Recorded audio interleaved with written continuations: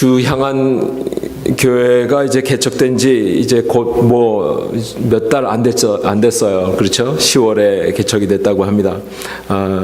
그동안 그 정현선 목사님은 제 후배 목사지만 제가 참 많이 존경해요. 그 세크라멘토에서 개척을 해서 아무도 없는 곳에서 개척을 해서 참 열심히 목회를 했습니다. 제가 그분이 개척을 했을 때 제가 오클랜드 연합감리교회 한인교회를 맡고 있었어요. 그래서 그때 우리 이 지역에 있는 한인 연합감리교회들이 돌아가면서 일일 부흥회 같은 거를 했어요.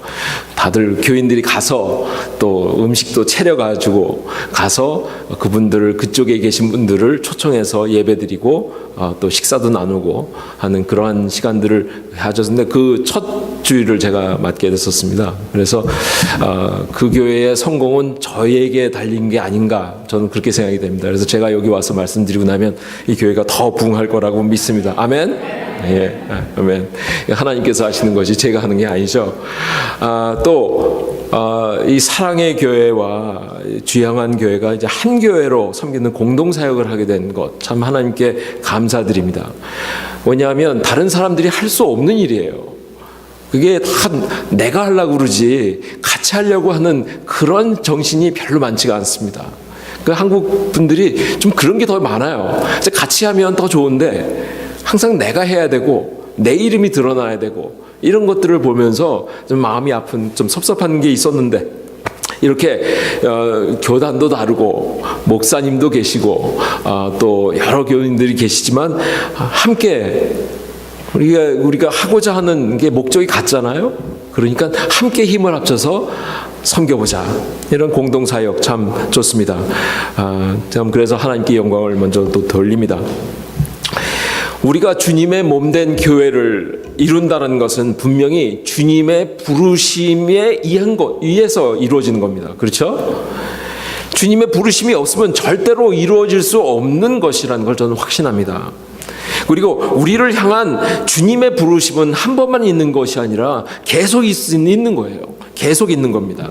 그렇죠? 주향한 교회가 처음 개척했을 때 하나님께서 부르신 거하고 또 사랑의 교회가 또 2001년이죠. 2001년에 부르셔서 세워진 교회인데 또 2024년 지금 25년 이때는 같이 사역해라 하는 하나님의 부르심이 있었던 것이죠. 그렇죠?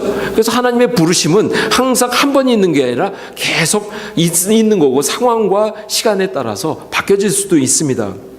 그런데 그 부르심에 내가 어떻게 응답하느냐 하는 것은 주님을 믿고 따르는 그리스도인들에게는 너무도 중요한 겁니다.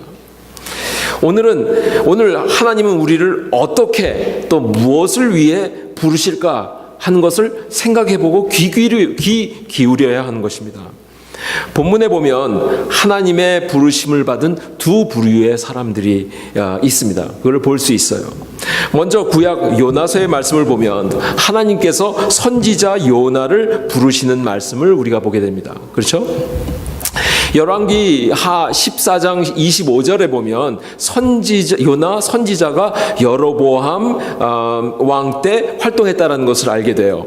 이스라엘의 하나님 여호와께서 그 종 가드헤셀 아미스 때의 아들 선지자 요나를 통하여 하신 말씀과 같이 여로보암이 이스라엘 영토를 회복하되 하맛 어귀부터 바라바 바다까지 하였으니 이렇게 얘기했습니다. 그래서 요나와 이 여로보암 왕의 관계를 알게 됩니다. 그렇기 때문에 그것을 이제 역사적으로 찾아보게 되면 그 여로보암 왕 2세, 그러니까 그 주전 793년에서 753년 그때에 활동했던 이 선지자라는 것을 우리가 알게 되고요. 요나가 니느웨를 방문하고 회개의 메시지를 선포한 그때는 대략 주전 760년경쯤 됐으리라 이렇게 생각합니다. 그리고 니느웨라는 곳은요, 지금 북이라크 모술 지방이라고 합니다. 그리고 아시리아라는 그 제국 때 가장 그 지역이 왕성했던 굉장히 큰 성읍이었다고 합니다. 그 나라고 그 지역에 있는 성읍에서 이제 말씀을 전하게 된 것입니다. 요나서 1장을 보게 되면 하나님은 요나에게 니느웨의 큰 성읍에 가서 하나님의 말씀을 전할 것을 먼저 명하십니다. 1절 2절을 보면 이렇게 말씀하십니다. 하나님의 말씀이 아미떼의 아들 요나에게 임하니라. 이르되 너는 일어나 저 큰 성읍 니느웨로 가서 그것을 향해 외치라. 그 악독이 내 앞에 상달되었음이니라 하시니라. 그러나 요나는 어떻게 했나요? 요나는 하나님의 말씀을 어기고, 그렇죠? 반대 방향으로 가는 배를 타게 된 것입니다. 3절에 보면 그러나 요나가 하나님의 얼굴을 피하려고 일어나 다시스로 도망하여 하려 하여 욥바에 내려갔더니 마침 다시스로 가는 배를 만나니라. 여호와의 얼굴을 피하여 그들과 함께 다시스로 가려고 뱃삭을 주고 배에 올랐더라. 요나는 하나님의 부르심을 거역하고 멀리 도망하려고 했던 것입니다. 그는 하나님의 뜻을 받아들이지 않았다는 것이죠. 그렇죠? 부르심은 있었는데 그는 받아들이지 않으려고 했다는 겁니다. 우리도 얼마나 하나님의 뜻에 반대되는 선택을 하는 경우가 많은가 한번 지금 생각해 보시길 바랍니다. 그리고 그런 선택의 결과는 또한 어땠는지 한번 생각해 보세요. 우리도 요나와 같은 경험을 하는 경우가 때로 있습니다. 요나가 탄 배는 결국 큰 폭풍을 맞게 됩니다. 그리고 거의 침몰 단계에 이제 이르게 되죠. 그런데 요나는 자신의 불복종 때문에 이 폭풍이 생기고 태폭을 맞은 것을 깨닫고 선장에게 자신이 이 폭풍의 원인이라고 고백을 합니다. 그리고 나서 자신을 바다에 던져야 이 바다가 잠잠게 될 것이라는 것을 알리게 되죠. 결국 요나는 바다에 던져지게 되고 곧 물고기에게 큰 물고기에 삼켜져서 3일 동안 그 물고기의 뱃속에서 지내게 된다는 얘기입니다. 결국 요나는 그 물고기의 뱃속에서 하나님께 회개하며 기도하니 10절에는 이렇게 나왔어요. 여호와께서 그 물고기에 말씀하심에 요나를 육지에 토하니라. 그래서 육지로 다시 돌아온 거예요. 요나는 하나님께로부터 멀리 가려고 했지만 하나님은 요나에게 더욱더 가까이 가신 것입니다. 그리하여 오늘 읽은 3장 본문에서 다시 하나님은 요나에게 니느웨로 갈 것을 명합니다. 여호와의 말씀이 두 번째로 요나에게 임하여 가로되 일어나 저 큰 성읍 니느웨로 가서 내가 네게 명한 바 그들에게 선포하라. 이렇게 하신지라. 근데 이번에는 하나님의 말씀에 순종하지만 그의 마음은 아직도 탐탁하지 않았어요. 마음에 들지가 않았어요. 그 이유는 유대인들은 이방인들과 멀리하고 하나님을 경외하지 않는 그들을 인정하지 않았습니다. 그러나 하나님의 뜻은 달랐다는 것이죠. 그렇죠? 그렇기에 그들을 구원하려고 하는 하나님의 뜻을 사실 속으로는 못마땅하게 생각이 된 거예요. 이 하나님이 왜 이런 사람들에게 나를 보내느냐 하는 것이죠. 우리 또한 하나님의 뜻이 나의 생각과 달라서 못마땅하게 생각한 적은 없는가 한번 생각해 보세요. 그래서 남을 정죄하고 멸시한 적은 없는가 한번 생각해 보시길 바랍니다. 하나님의 뜻이 나의 생각과 다른 거예요. 그래서 하나님의 뜻대로 따르지 않고 남들을 정죄하고 남들을 멸시한 적이 사실 우리에게도 얼마나 많은가 한번 생각해 보는 시간이 되길 바랍니다. 요나서를 보게 되면 하나님의 뜻은 전 인류의 구원에 있다는 것을 우리가 알 수가 있습니다. 그리고 하나님의 부르심을 받은 자들은 자신의 뜻과 다르고 원하지 않는다 해도 뭐를 해야 돼요? 순종을 해야만 한다는 것입니다. 그 말씀은 우리에게 깨닫게 해주시는 거죠. 결국 요나는 니느웨로 가게 되고 반억지로 하나님의 말씀을 전합니다. 왜 그거를 어떻게 아냐면요. 바로 3절에 보면 니느웨는 워낙 커서 3일을 가야지 갈 수 있는 그렇게 큰 성읍이라고 그랬어요. 그런데 요나는 얼마 동안 말씀을 전했냐면요. 4절에 보세요. 요나가 그 성읍에 들어가서 하루 동안 다니면서 외쳐 가로되 40일이 지나면 니느웨가 무너지리라 하였더라. 3일을 가서 가야만 하는 그 큰 도시인데 그냥 하루만 잠깐 가서 그냥 얘기하고 온 거예요. 이 요나의 마음을 우리가 이 말씀 한 절을 통해서 대강 알 수가 있습니다. 그러나 결과는 요나 자신도 놀라지 않을 수 없는 그런 대단한 결과가 나타났어요. 니느웨의 백성들은 모두 하나님의 말씀을 받아들이고 회개하기 시작했습니다. 그리하여 그곳에 하나님의 구원이 임하게 됐습니다. 니느웨 사람들이 하나님을 믿고 금식하고 먹고 낮은 자를 막론하고 굵은 배 옷을 입은지라 그 일이 니느웨 왕에게 들림에 왕이 보좌에서 일어나 왕복을 벗고 굵은 배 옷을 입고 제위에 앉으니라. 그래서 하나님의 뜻을 돌이키시고 그 진로를 그치사 우리가 멸망하지 않게 하시려고 그렇게 않을 줄을 누가 알겠느냐 이렇게 얘기를 하면서 하나님이 그들의 행한 것을 그 악한 길에서 돌이켜 떠난 것을 보시고 하나님이 이 뜻을 돌이키사 그들에게 내리려고 말씀하신 재앙을 내리지 않았다 이렇게 오늘 본문은 말씀하십니다. 이 말씀을 통해서 하나님은 우리가 원치 않는 자들도 위하시고 또 구원하시기를 원하신다는 것을 우리가 알아야만 합니다. 그걸 위해 우리가 우리를 부를 때가 있다. 하나님께서 부르실 수가 있다라는 것을 우리가 먼저 생각해야 되는 겁니다.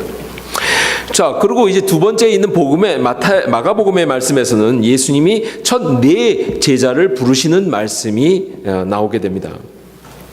예수님이 그들을 부르셨을 때 요나와는 달리 하나의 변명, 하나의 이유도 되지 않고 곧 예수님을 따랐습니다. 그렇죠? 나를 따르라 했더니 그냥 자기의 모든 것을 버려놓고 예수님을 따른 거예요.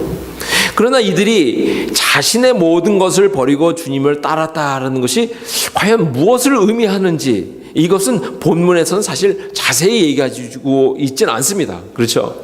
왜냐하면 사실 어부들이었고 이 사람들이 그냥 나는 다 내려놓고 떠났는데 그것을 무엇을 의미하는지를 그들이 제대로 알았을까? 예수님이 상세하게 설명해 하는 것도 없었어요.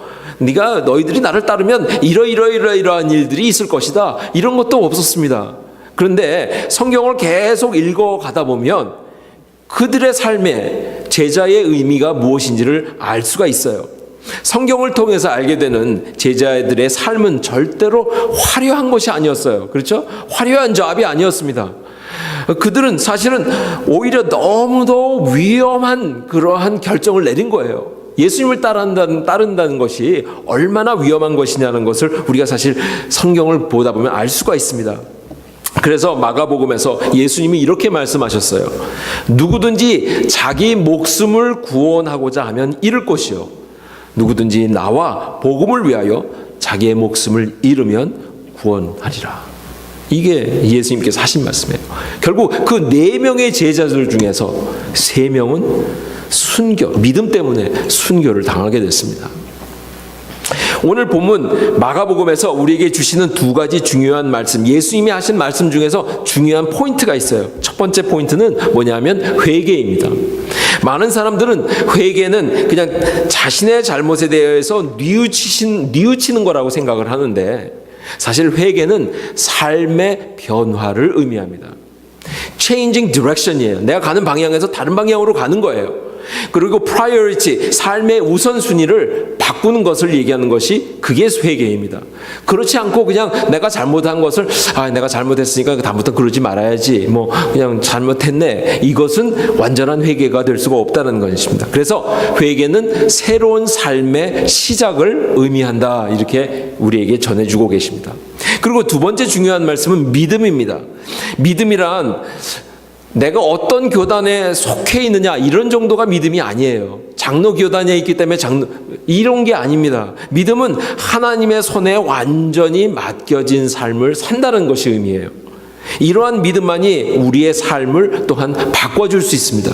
그 믿음만이 우리를 완전히 회개시켜준다는 거죠. 예수님의 제자가 된다는 것은 그래서 어떤 상황 속에서도 주님만 의지한다는 것입니다. 그 또한 하나님도 우리를 홀로 두지 아니하시고 항상 함께 하시는 약속을 또한 의미합니다. 그래서 주님의 부르심을 받은 제자들의 삶은 이 주일날만 이루어지는 것이 아니에요. 주일날만 와서 찬양 드리고 예배 드리고 하는 것만이 우리들의 삶이 아닌 것입니다. 주님의 부르심을 받은 제자들의 삶은요, 매일의 삶에서 나타나야 되는 겁니다.